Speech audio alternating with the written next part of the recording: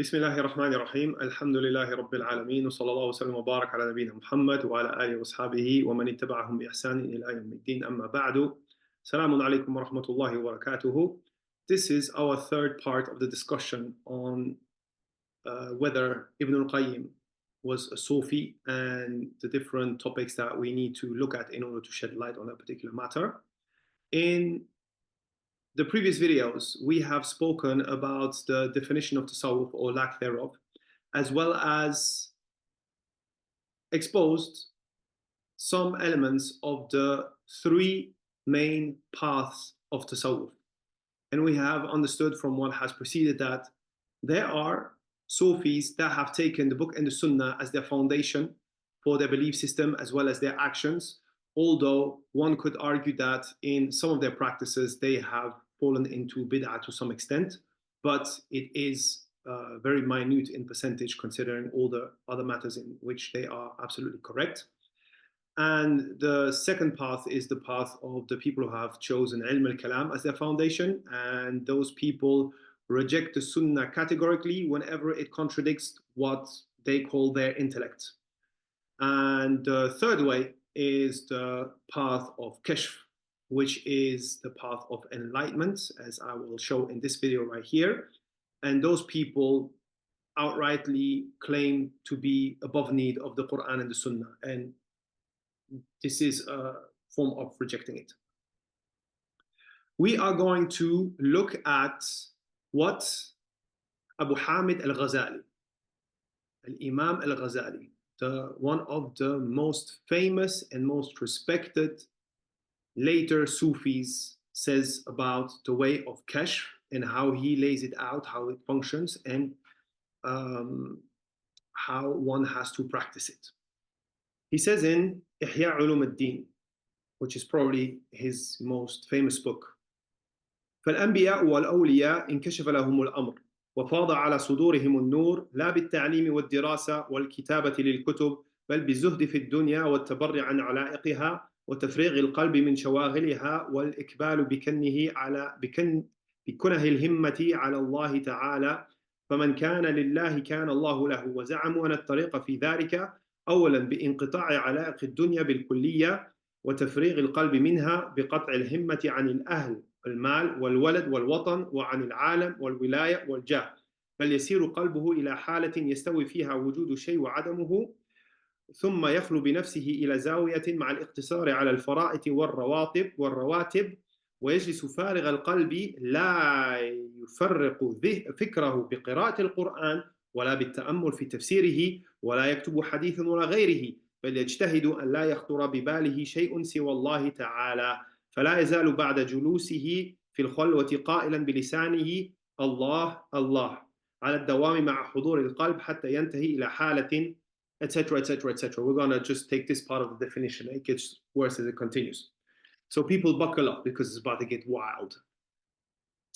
He says, the prophets and the awliya had matters become exposed to them, and the light has poured down onto their chests. So let's stop right here.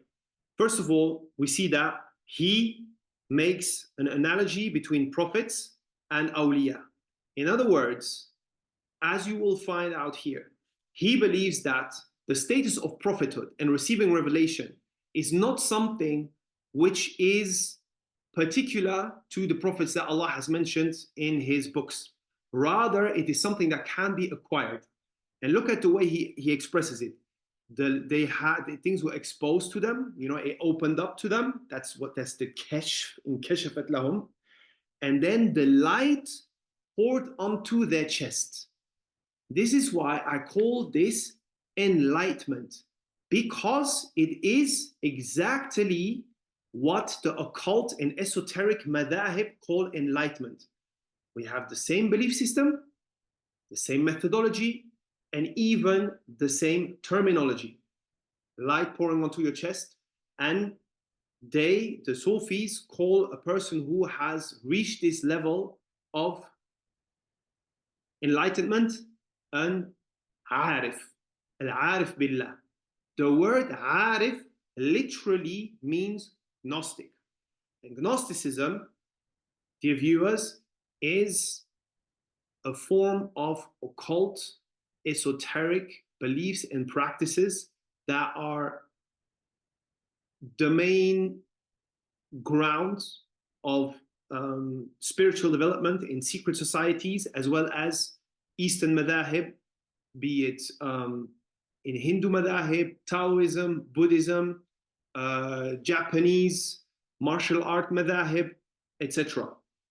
And it is, in this day and age, very important that the Muslims understand what this is about, because it is being pushed very heavily through media, be it pop culture, anime mangas, movies, etc. Continuing on, so he says that this light poured down onto them, not through teachings, not through studying, not through writing books, but through zuhd of the dunya, asceticism, and cutting off all relations, and emptying their hearts and minds from anything that might busy them, turning their entire concern to Allah. Whoever is for Allah, Allah will be for him. And they claim that the way to do is to cut off all connections from family, wealth, their own children, their country, the whole world, positions, etc. Rather, the heart moves towards a state in which the presence of a thing is like its absence.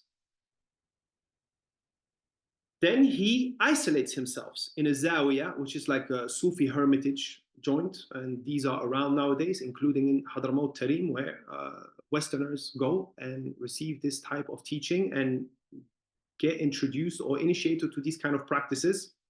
And he only does the 5 obligatory prayer with the rawatib, so it means 5 obligatory prayer plus the 2 prayers before Fajr, 4 before Dhuhr, 2 after Dhuhr, 2 after Maghrib, 2 after Isha. Those are the rawatib. No qiyam al-layl, no witr, no nafila mutlaqa, no duha, no none of that. All right? And now pay close attention. And he sits with an empty heart, and he doesn't distract his thoughts through reading Quran, pondering about its tafsir, learning hadith, or anything else. So once again, we see that the way of Kashf explicitly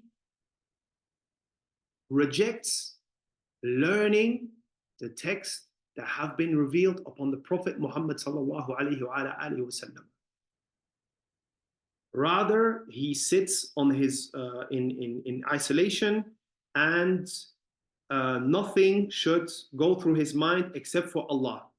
And he says Allah, Allah, Allah, Allah ongoingly, while striving that nothing else should be on his mind or in his heart while doing so, up until he goes through further stages, etc. We stop here because this is quite significant to where I'm trying to get at with this.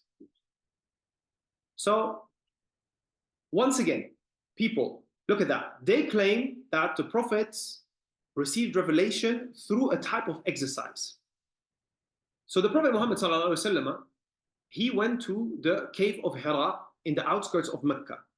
And this is where revelation first came down onto him. However, why did he go to the cave of Hira? Because he was disgusted by the polytheistic practices of his people. And he felt more and more uncomfortable around his likes and his own people, that he was looking to isolate himself, and he was pondering about life. He was thinking to himself that there is more to this than just this worshipping whatever the hell, and living a life that makes no difference whether you're living it or not. And this is at that moment, that's where Allah has sent down Jibreel upon him when he reached the age of 40. And ever since the revelation started, the Prophet Muhammad ﷺ never went back to Hira once the revelation started ongoing, right? So that's the first matter. The second matter, should this be from the religion of Islam and the way of the Prophet ﷺ? Why is it that none of this can be found in any way, shape, or form in the Quran, the authentic text of the Sunnah, the teachings of the Sahaba, the actions of the Sahaba, the A'imma of the four madahib. You know, they always like to blame us for not blind following the four madahib in fiqh, but when it comes to these matters, no, the door is wide open. So where does this come from? Well, as I said, it comes straight up from the occult esoteric worlds of Gnostic madahib from the east and west of this dunya.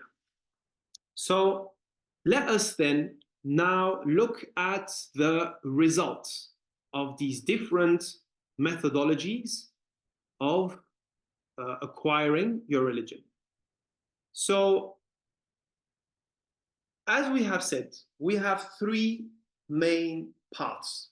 We have the path of the teachings of the Quran and the Sunnah, the path of the Mutakallimun, and the path of Kashf. In this video right here, I will only focus on the path of the Quran and Sunnah and the path of Kashf, because the path of the Mutakallimun is so complex, it is not really possible to summarize it in a video that will be digestible within this context. So let us look at, first of all, Al-Junayd. Al-Junayd, who is considered to be amongst the righteous early Soufis. So Al-Junayd, who had the Quran and the Sunnah as his foundation, said that Tawheed is to differentiate al-hadath min al-qidam, أو إفراد القدم عن الحدث وتمييز القديم عن المحدث. So first of all, what does that mean? In short, it means differentiating between the creator and the creation. So that is the Tawheed according to Junayd. Once again, this definition is fairly vague. It does not give us a precise blueprint that enables us to tell what is within the boundaries of Tawheed from what is outside of the boundaries of Tawheed.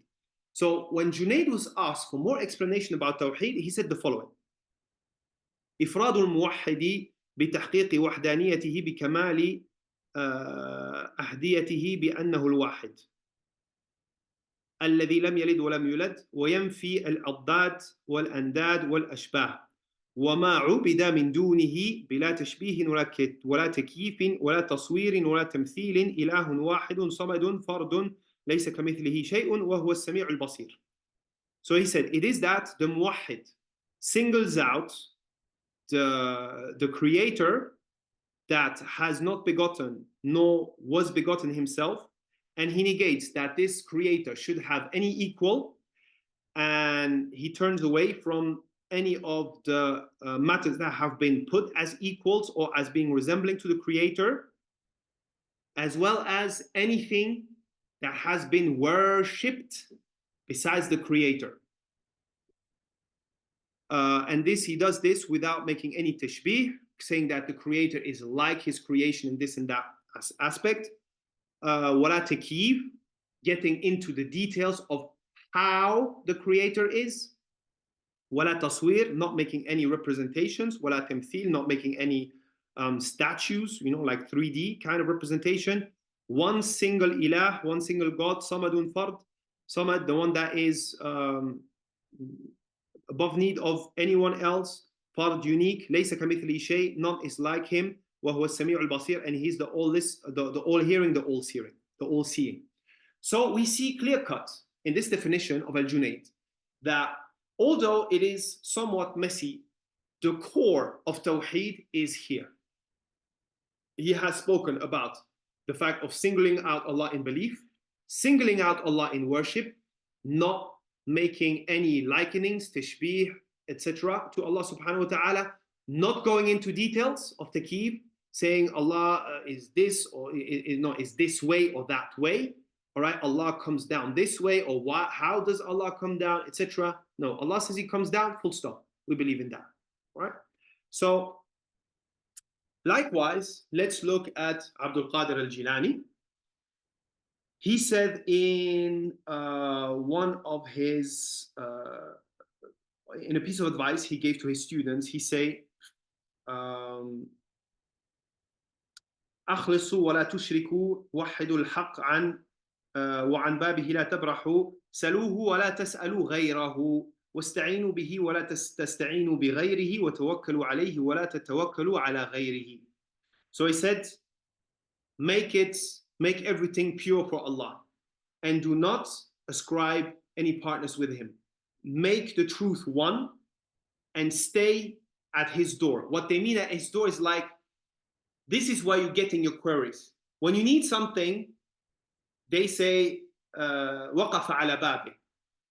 All right, for example, let's say you need something from someone, so you went to ask him. So the Arabs have an expression, say, وقف على بابه.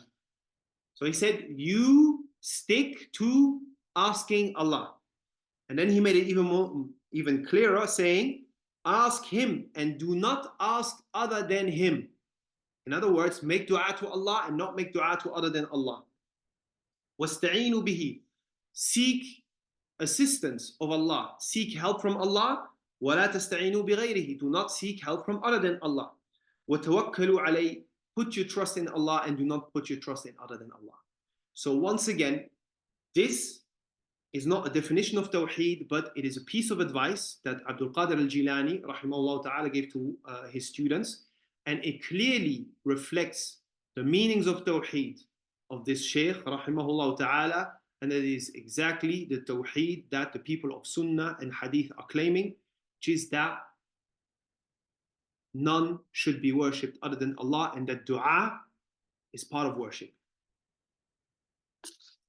Now, let's go back to Al-Ghazali and his way of Kashf, and let's look at the definition of Tawheed by Al-Ghazali.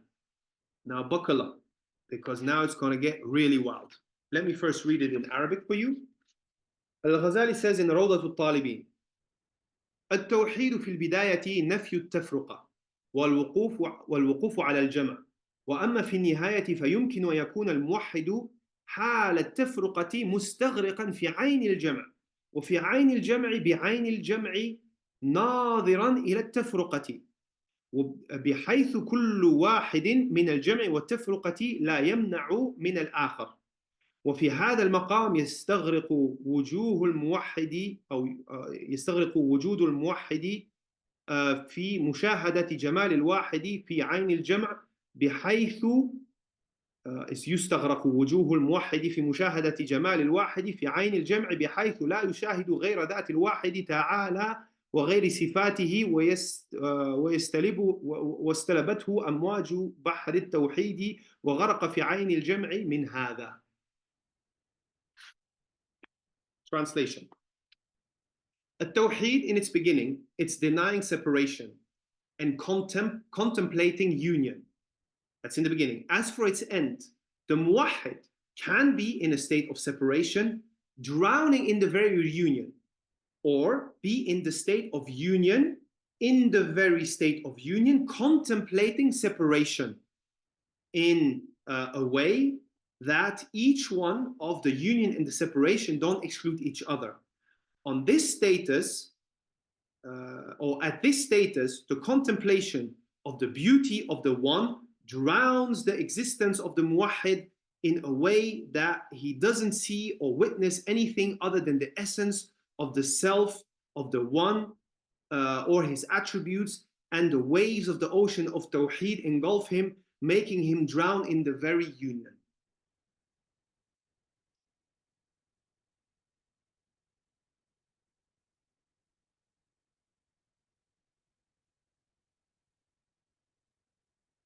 People of Sunnah, could anyone please substantiate any one of these explanations with any text from the Quran and the Sunnah?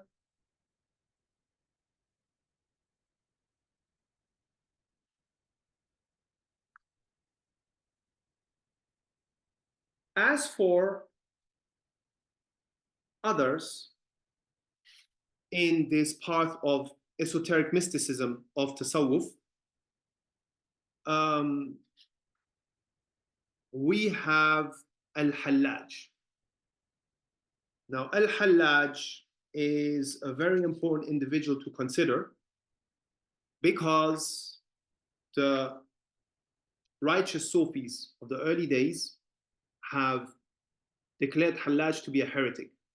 And Al-Hallaj has been reported to the governor by his own students, and he ended up being executed because of his heresies, crucified, cut to pieces, and incinerated.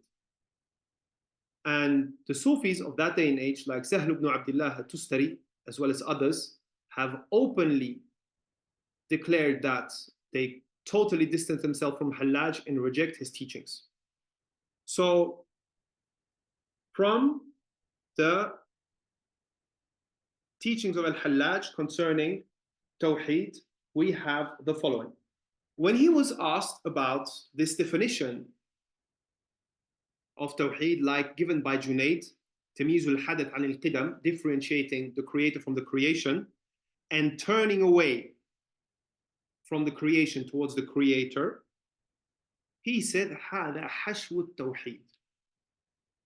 Al-Hashu is stuffing. So he says this understanding of separating creator from creation, that's just stuff. That's useless. It's like chewing bubble gum. Right? You chew, it busies your mouth, but there's no nutritious value to it. So Al-Hallaj, in that same spirit, when he was asked about La ilaha illallah, he said, تلك كلمة شغل بها العوام عن مخالطة أهل التوحيد. Says this sentence, La ilaha illallah, has been thrown there to busy the commoners away from the real people of Tawheed. So, how do you get there? Well, through Kashf, very simply. That is the path of Kashf, that's what it leads to. And Al-Ghazali, what I have read out to you here from Ghazali, that's just a stage of Tawheed. He has more kalam on the different stages of Tawheed, and it gets wilder as you go on in the stages. Now, very interestingly, is that modern day Soufis try to revive the heritage of Al-Hallaj. And that should be a big red flag for any Soufi who wishes to get to the bottom of these matters and not just satisfy himself with the claims that he has been fed. And inshallah, we'll talk more about this in a further video. Let's now move over to Ibn al-Qayyim and his book, Madarij al-Salikin, comment of Manazil al-Sa'irin by Al-Harawi, rahimallahu al-Jami'. So Ibn al-Qayyim has, of course, a chapter in this book about Tawheed. So in this edition right here, I'm on page 348. This is quite an old edition by Al-Maktabatul Asriya. This book is actually, this copy I bought it in Yemen, like over 15 years ago.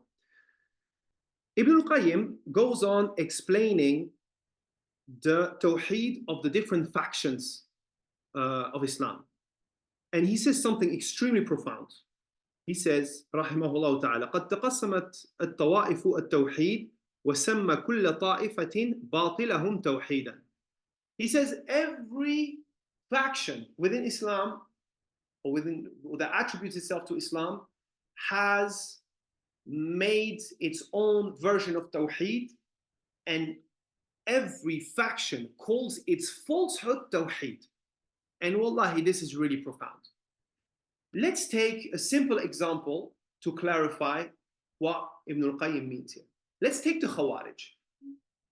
The Khawarij, as we know, their madhab is based on rebelling against the ruler and taking up arms against the Muslim state, and whoever will protect that state, or even to different degrees work for that state, cooperate with that state, or just be passive in many cases.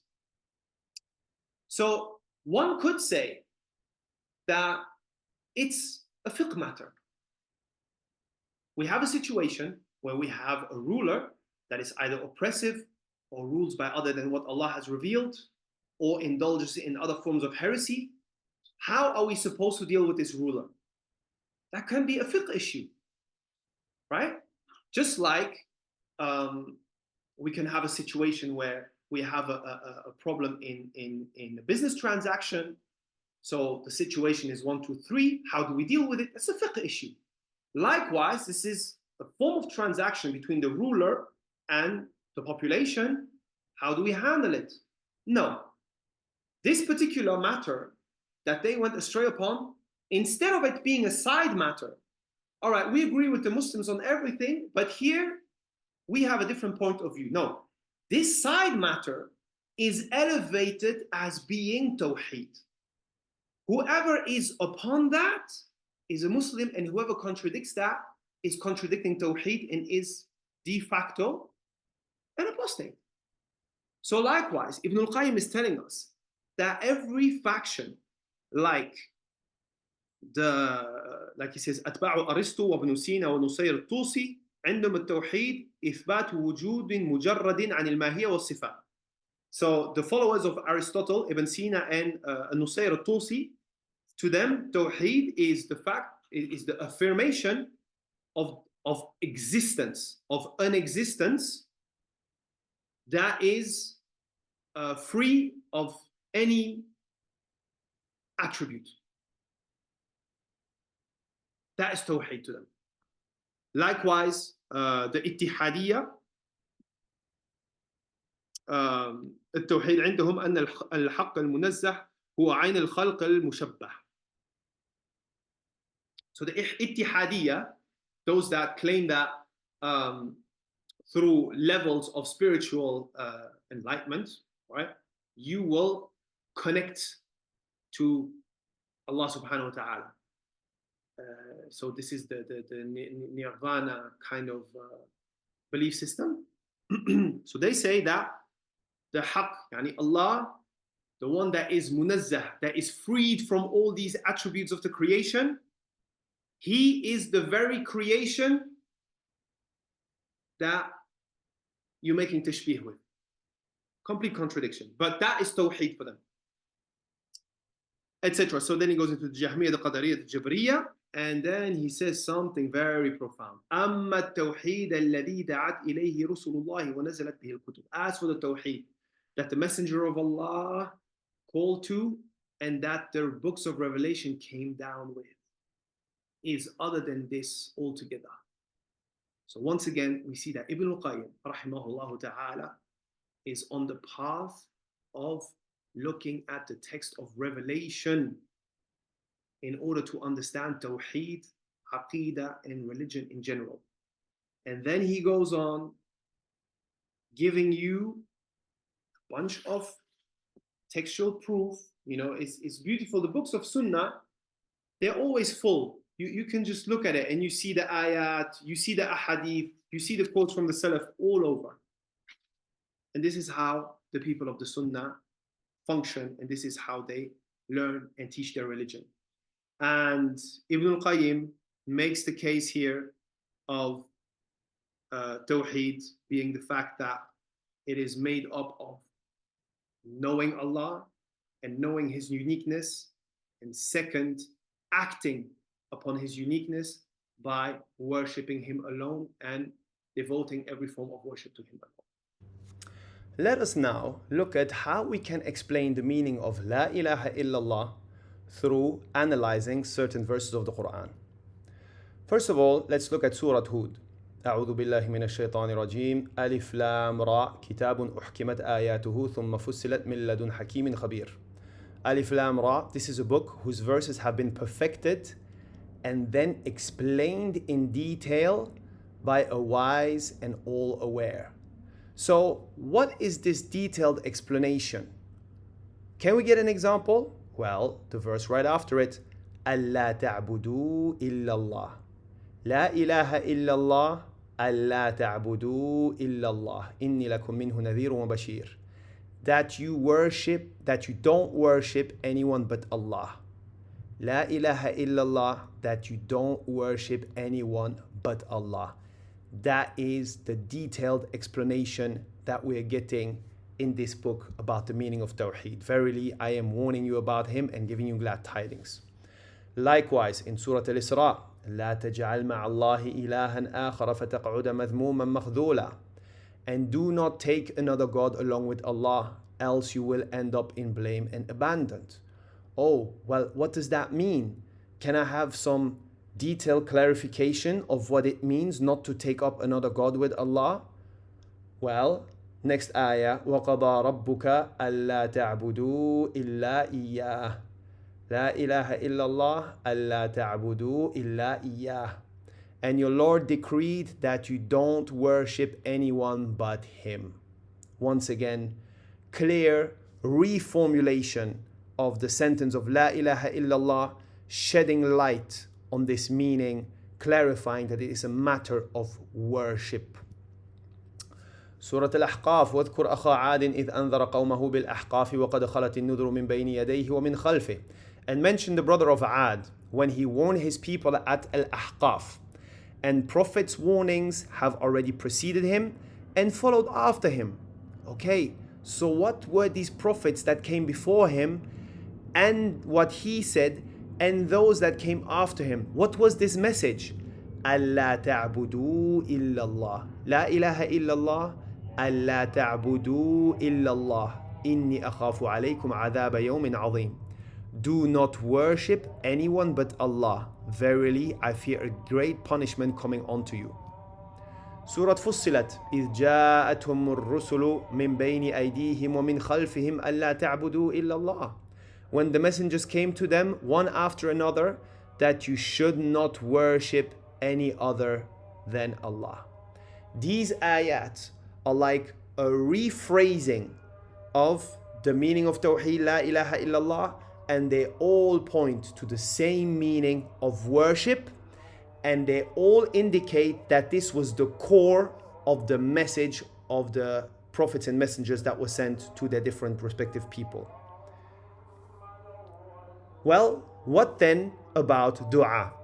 Does dua fall under this meaning? Are we not supposed, are we allowed to call upon other than Allah, or are we not? Well, let's see. Surah Al-Jinn, وَأَنَّ الْمَسَاجِدَ لِلَّهِ فَلَا تَدْعُوا مَعَ اللَّهِ أَحَدًا. And the masajid are for Allah, so do not call upon anyone along with Allah. Any Muslim that wants good for himself needs to look at this ayah and realize that this ayah should be the end of the discussion concerning this topic. You can give other names to dua, calling upon. You know very well that what you're doing is calling upon someone. No matter what you believe, no matter what you call it, no matter what the background or the context to is it, فَلَا تَدْعُوا مَعَ اللَّهِ أَحَدًا. But we can also look at it from a different perspective. In Surah Al-An'am and Surah Ghafir, we have the same ayah. قُلْ إِنِّي نُهِيتُ أَنْ أَعْبُدَ الَّذِينَ تَدْعُونَ مِن دُونِ اللَّهِ. Say, I have been forbidden to worship those you call upon besides Allah. Look at how the prohibition of worship falls on those who have been described as being called upon. Allah has put as a core description for the false gods that are being worshipped that they are called upon. Likewise in Surah Fatir, قُلْ أَرَأَيْتُمْ شُرَكَاءَكُمُ الَّذِينَ تَدْعُونَ مِن دُونِ اللَّهِ. Say, have you seen your shuraka, the partners you have associated with Allah? And then Allah describes them, the ones that you are calling upon besides Allah. Once again, the false deities, what is their core description? Their core feature is that they are being called upon by the polytheists. And in Surah Maryam, وَأَعْتَزِلُكُمْ وَمَا تَدْعُونَ مِن دُونِ اللَّهِ وَأَدْعُوا رَبِّي. And I separate from you and from what you call upon besides Allah, and I call upon my Lord. Once again, we see that the false deities have been described as being called upon. These verses make a clear case for the tafsir of the meaning of Tawheed, La ilaha illallah, being that none has the right to be worshipped except for Allah, and that from worship is calling upon. Could the people of Kalam, with their sophisticated meanings of Tawheed that branch out into different matters, that it's a matter of tajseem and saying that Allah is not in a place, or the people of Kashf saying that, you are in separation, contemplating union while the state of separation is unifying you with the Lord. Could you do the same as I have done right now? Bring ayat of the Quran that prove your claims, and you won't. But if you claim the opposite, the challenge is open. Subhanakallahumma wa bihamdik, ashhadu an la ilaha illa ant, astaghfiruka wa atubu ilayk. That's it for this part. Subhanakallahumma wa bihamdik, ashhadu an la ilaha illa ant, astaghfiruka wa atubu ilayk. Wafaqana Allah wa iyyakum. And there might be another part to this, and there might not, depending on how life goes. Wafaqana Allah wa iyyakum. Wassalamu alaikum wa rahmatullahi wa barakatuh.